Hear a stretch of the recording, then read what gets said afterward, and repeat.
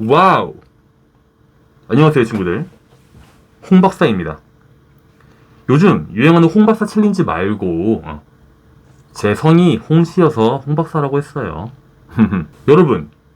여러분들은 여러분 스스로가 좋으신가요? 싫으신가요? 전 싫어요. 왜냐하면 저 스스로에게 숙제를 엄청 많이 줘요. 그러다 보니까 이거를 이뤄내도 저한테 칭찬 하나 없고 당연히 해야 되는 일이야 이런 식으로 저를 끊임없이 자책하고 쪼읍니다. 그만 좀 쪼아. 새도 아니고. 그러다 보니 제가 좋은 음식을 먹어도, 좋은 여행을 가도, 좋은 걸 봐도 행복하지가 않아요. 여러분, 약간 오버하고 있는 것 같은데 진짜예요 진짜. 너무 피곤해. 한 번은 책에서 이런 글을 봤어요. 좀 작은 것에 감사하자, 작은 것을 습관화시키자. 저도 따라해봤습니다. 오늘도 잘 일어날 수 있게 해주셔서 너무 감사합니다. 오늘도 제가 아무 사고 없이 이렇게 맛있는 음식을 먹게 해주셔서 너무 감사합니다. 결과는 어땠을까요? 그저 하는 척만 했습니다. 감사하지가 않았어요.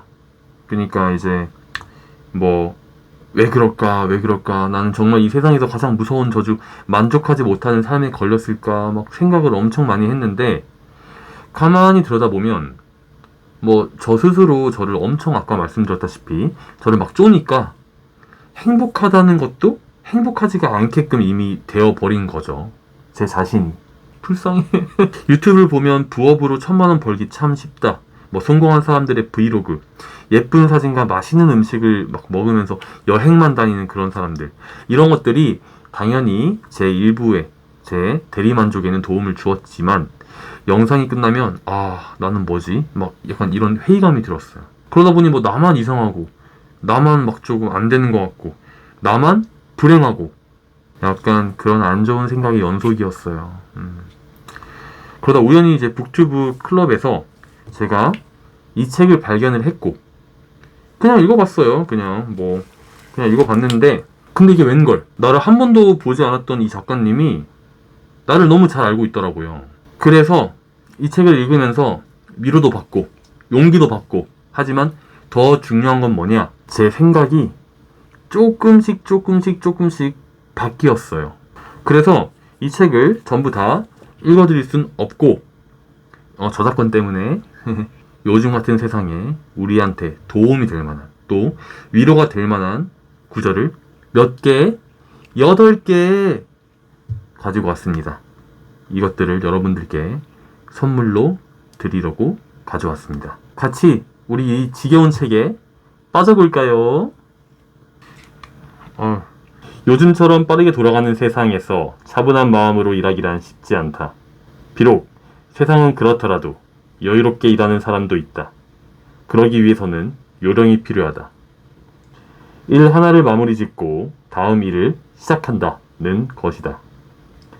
지금 하고 있는 일을 어중간하게 정리한 채로 다음 일을 시작하면 어떻게 될까? 머리 한쪽에서는 서둘러 덮어버린 일을 계속 신경 쓴다. 이는 에너지 낭비다. 또 중간에 그만둔 일이 많을수록 머릿속이 뒤죽박죽되어 내가 무엇을 하고 있는지 알 수 없게 된다.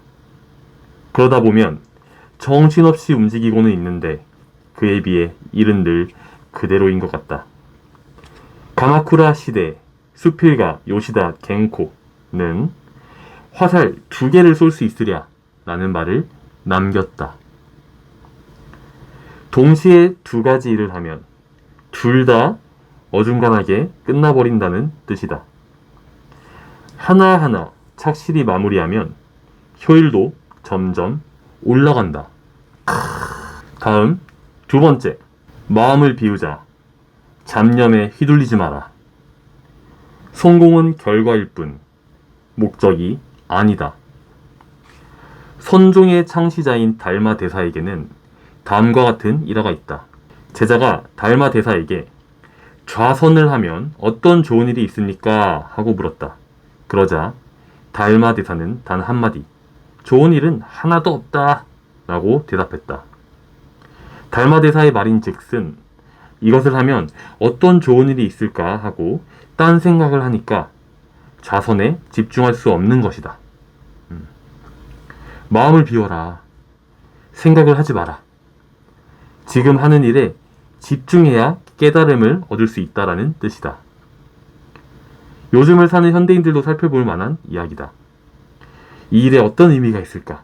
무슨 좋은 일이 있을까? 하고 고민하기보다는 무심하게 내가 지금 하는 일에 집중할 것, 시간이 흐르는 것도 있고 열중할 것을 좌우명 삼아 살아보자.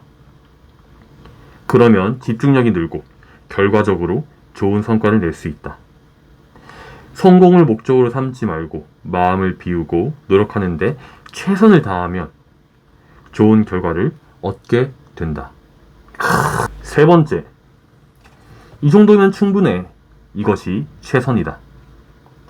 일상의 행복은 정밀한 저울로 재지 않아도 된다. 부정확한 저울로 재야 만족감도 더 높다. 만약 오늘 사전에 계획한 대로 하루를 마무리하지 못했다고 해도 괴로워하지 말자. 원래 100% 계획대로 마무리되는 날은 거의 없다. 1년 365일 중 이틀이나 사흘 정도이지 않을까? 100% 계획대로 진행되지 않았다고 고민에 빠진다면 남은 362일이나 363일을 전전긍긍하며 지내게 된다.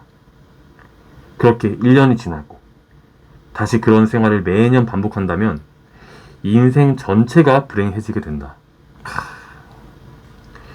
이 정도면 계획대로 된 거야 라는 생각만으로 충분하지 않을까? 100% 완벽을 추구할 필요는 없다.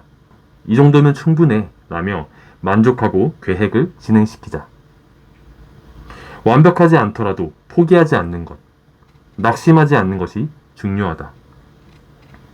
완벽주의자가 되어 나와 주변 사람들을 보채지 않게 되면 가볍고 즐겁게 인생을 살아갈 수 있다. 네 번째, 누가 뭐래도 나는 할 수 있어. 자신감을 갖자. 나를 끝까지 믿자. 무슨 일이든 제일 먼저 자기 자신을 존중하라.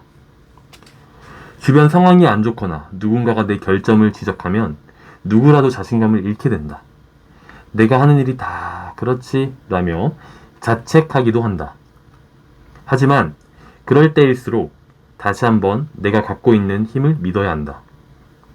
나란 사람에게는 뛰어난 힘이 있어 라며 자신을 존중하는 마음을 되찾아야 한다. 일이 잘 안 될 때도 실력만 있으면 언제든 만회할 수 있다 라고 믿는다. 누군가가 너처럼 능력 없는 사람을 처음 본다 라고 지적을 해도 아니, 내게도 재능이 있어. 잘 봐 라며 다짐한다. 나를 믿고 존중하는 마음을 잃지 않는다면 반드시 어떤 일이든지 해낼 수 있다. 다섯 번째, 단숨에 치운다. 하고 싶지 않은 일일수록 단숨에. 알약은 한 번에 꿀꺽 삼켜야 한다. 하고 싶지 않거나 괴로운 일, 고생스러운 일일수록 무심결에 뒤로 미루게 된다. 마음만 먹으면 오늘 안에 해낼 수 있는데도 무심코 내일 하면 되지 뭐 라며 옆으로 밀어둔다. 다음날이 되면 또 내일 하면 어때 라며 제쳐준다.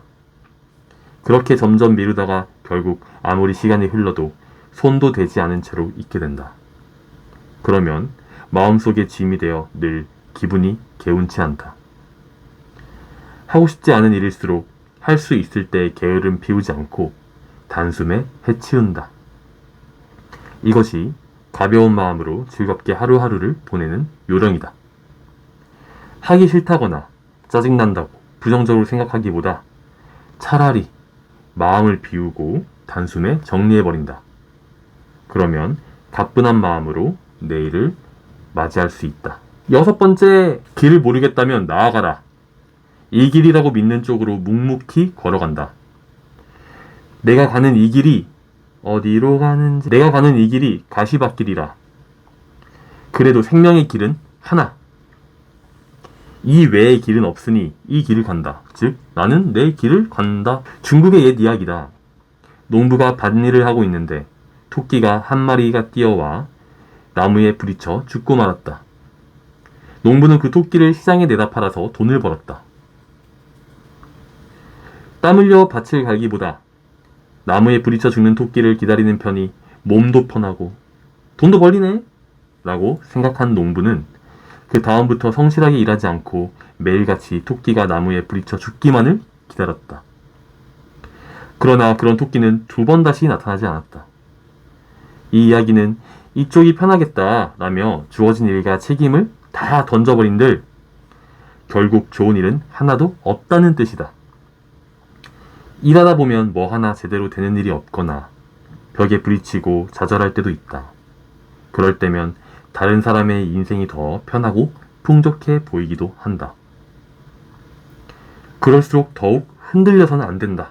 내가 선택한 일, 내가 믿는 삶의 방식을 우직하게 밀어붙여 나가면 언젠가 큰 일을 이뤄내게 된다. 7번째, 좋은 흐름을 타자. 때로는 흐름의 몸을 맡겨도 된다. 흐름의 몸을 맡기면 약한 사람이라도 항구에 닿는다. 아무리 노력해도 상황이 나아지지 않을 때가 있다. 그러면 이제 한계야. 이 이상 어떻게 노력하지? 라는 생각이 들기도 한다. 이럴 때는 너무 애쓰지 말고 흐름의 몸을 맡겨보는 것도 하나의 방법이다. 예를 들어 다음과 같이 생각을 바꿔본다. 뭐라도 해야 될 텐데 라는 생각을 그만둔다. 이대로라면 큰일 날 텐데 라며 미래를 걱정하지 않는다. 마음을 비우고 담담하게 일상생활을 꾸려간다. 윗사람의 말에 순순히 따른다. 이렇게 하면 어떻게 되는 거지? 라는 등의 쓸데없는 걱정을 하지 않는다. 이처럼 바람이 부는 대로, 물이 흐르는 대로 지나가다 문득 멈춰도 보면 목적지에 다다랐다. 불운의 연속이었던 삶이 호전되기 시작했다. 라는 경우가 있다. 고대 중국의 사상가 노자는 물이 낮은 곳으로 흘러가듯 그렇게 살아가라 라고 했다. 이 역시 흐름의 몸을 맡기고 산다는 뜻이다. 마지막 8번째, 잊어버리기는 건강의 조건. 쉴 때는 느긋하게 쉬자. 활은 쏠 때는 시위를 잡아당기지만 쏘지 않을 때는 시위를 풀어둬야 한다. 몸과 마음이 건강하게 살아가기 위해서는 생활의 탄력이 중요하다. 노력할 때는 열심히 최선을 다해야 한다. 그렇다고 하루 24시간 쉼없이 노력할 수는 없다. 애쓴 만큼 느긋하게 쉴 시간도 필요하다. 화살을 쏠 때는 활 시위를 팽팽하게 당긴다. 그러나 사용하지 않을 때는 시위를 풀어둔다. 마찬가지로 사람도 자기 몸과 마음을 쓰지 않을 때는 신경을 곤두세우지 않고 느긋하게 쉬게 하는 것이 좋다. 쇼와 시대 장기 명인 중에 마스다 고조라는 사람이 있었다. 젊었을 적 그는 무슨 일이든 덮어놓고 노력했다. 덕분에 점점 승리에 갔지만 지나치게 노력한 탓에 병에 걸리고 말았다. 그제야 그는 노력뿐 아니라 휴식도 그만큼 중요하다는 것을 깨달았다. 마스다 고조가 정말로 강해진 것은 휴식의 중요성을 알고 나서였다. 너무 나를 옥죄고 자책하고 비난하고 싫어한다면 세상에 나 말고 또 누구를 믿을 수 있을까요? 내 자신을 싫어한다는 거는 너무너무 슬픈 일인 것 같아요. 저도 이제 어떻게 보면 하루하루 부정적이고 맨날 내 자신을 싫어하면 그게 단 하루지만 하루가 일주일이 되고 또 일주일이 한 달이 되고 한 달이 1년이 돼버리면 또 우리 그 연말에 또 그럴 거 아니에요. 이제 나는 앞으로 담배도 끊을 거고 운동 열심히 할 거고 나는 조금 더 멋있는 내 자신이 될 거야. 근데 그게 다시 또 반복이 된다면 얼마나 슬픈 일이 벌어질까요? 이 영상을 본 후부터는 우리들 서로 나를 미워하지 말고 그냥 너 잘했다. 너 참 멋지다.